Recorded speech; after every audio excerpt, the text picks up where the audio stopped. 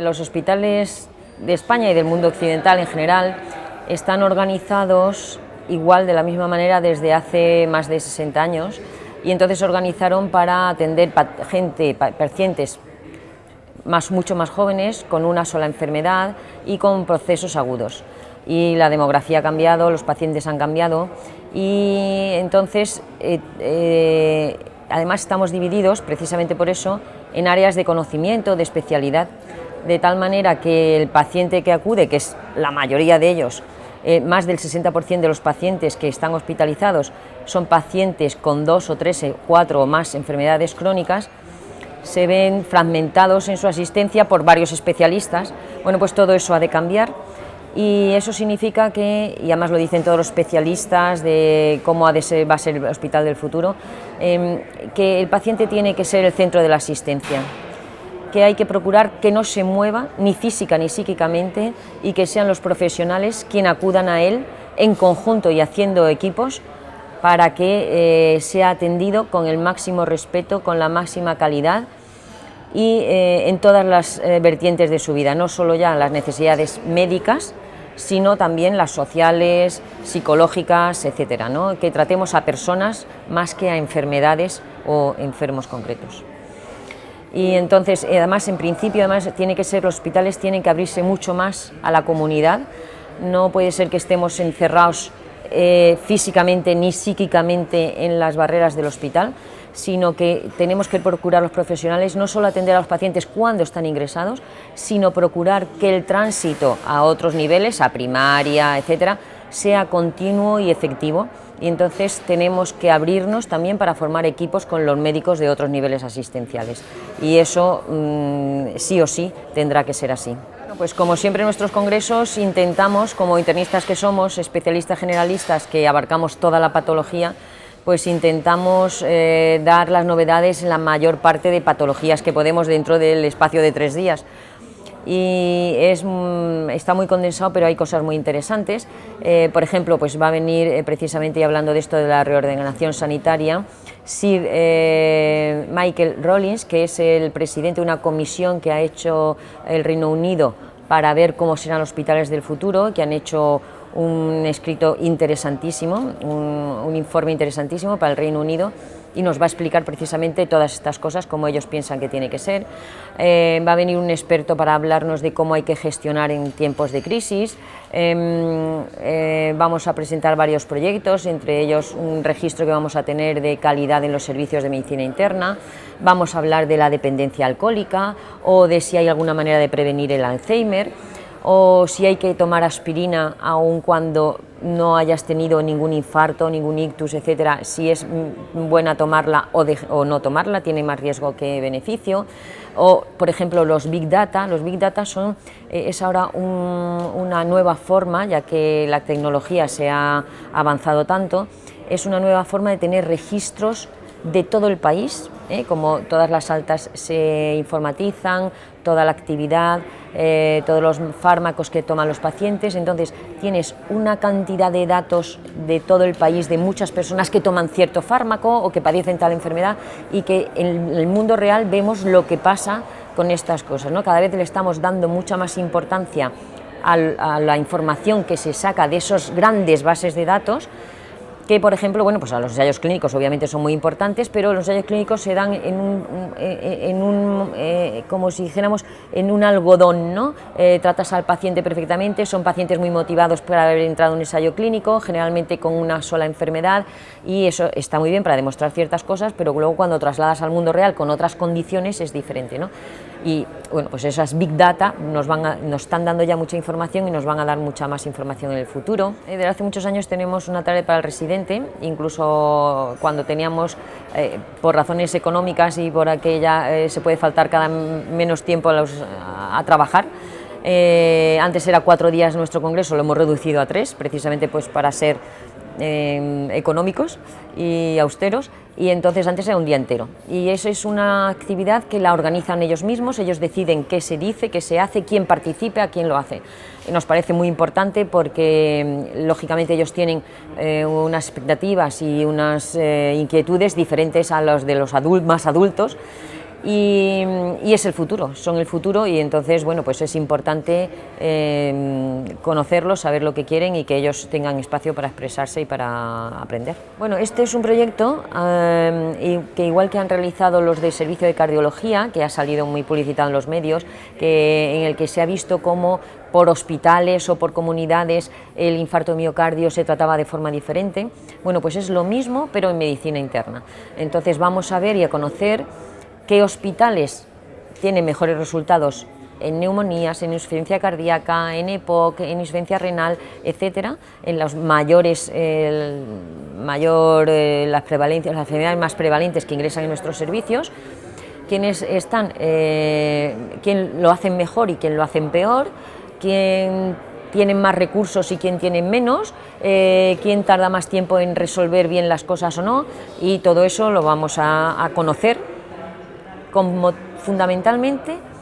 para que nosotros mismos conozcamos cómo estamos haciendo las cosas en comparación con los otros, que es la única manera, la mejor manera para mejorar. Eso ya está más que demostrado, que incluso más que el incentivo económico o el incentivo profesional, la comparación entre nosotros mismos y la transparencia es lo que más nos pica para mejorar. Y entonces todos conoceremos cómo lo hacemos con respecto a los demás, y daremos a conocer, sin nombres y apellidos de hospitales, aunque yo por mí estaría porque lo dijéramos, porque me parece que el ciudadano tiene derecho a saber quién lo hace mejor y quién lo hace peor, pero en un principio estas cosas de momento en España no estamos acostumbrados y levantan ciertas ampollas, entonces de momento daremos los datos pues en general, pero a cada hospital sí que se conocerá sus datos con respecto a los demás para ir mejorando. Y esto lo haremos cada año, haremos esta misma encuesta de tal manera que cada uno pueda ver cómo va progresando y con el intento de que todos mejoremos. Y estoy segura que dentro de un año posiblemente todos los datos puedan ser conocidos por todo el mundo, como me parece que tienen derecho los ciudadanos. En todos los informes que hay ya de cómo han de ser los hospitales del futuro, incluido el que te he mencionado, en todos dicen que el número de profesionales generalistas, especialistas generalistas, medicina interna, geriatría, ha de aumentar en los hospitales precisamente para atender globalmente, pero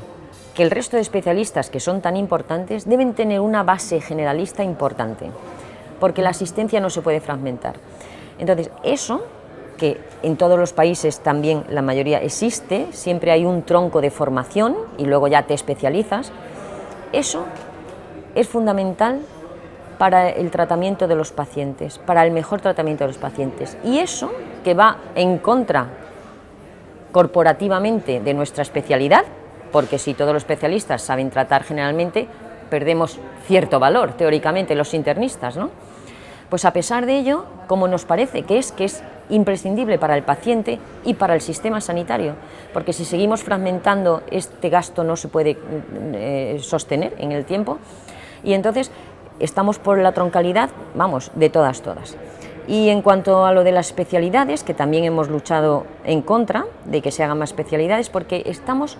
totalmente convencidos de que estos compañeros que se dedican a hacer urgencias, emergencias o infecciosas necesitan un reconocimiento que lo van a tener con el área de competencia.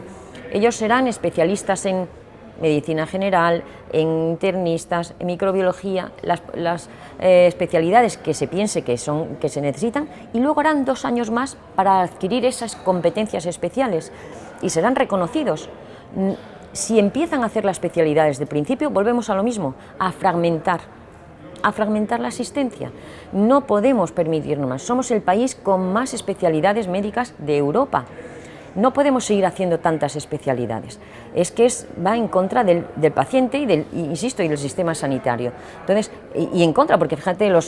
muchos médicos que se dedican a urgencias son internistas, y todos los que se dedican a infecciosas son internistas. Son nuestros compañeros, y nos sabe mal, ¿no? Nos sabe mal, entre comillas, ir en contra de su